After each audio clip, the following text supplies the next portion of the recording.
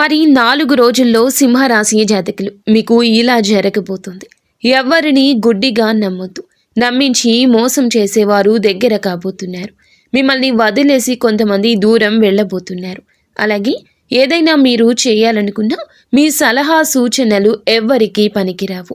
ఎవ్వరికీ మీరు మధ్యవర్తిత్వం చేయొద్దు. ఇక మీ కుటుంబ సభ్యుల యొక్క సలహాలు పరిగణలోకి తీసుకోవడం మొదలుపెట్టండి. చెడు ప్రయోగాలు మీ మీద చేయించే అవకాశం కూడా కనిపిస్తుంది.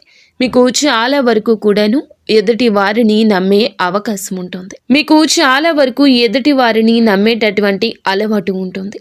ఇక ఏ పని చేయాలనుకున్నా ఎవ్వరికీ ముందుగా చెప్పొద్దు. ఇలాంటి జాగ్రత్తలతో పాటుగా కొన్ని పరిహారాలు కూడా పాటించండి. నిత్యము పరమశివుని ధ్యానం చేసుకోండి.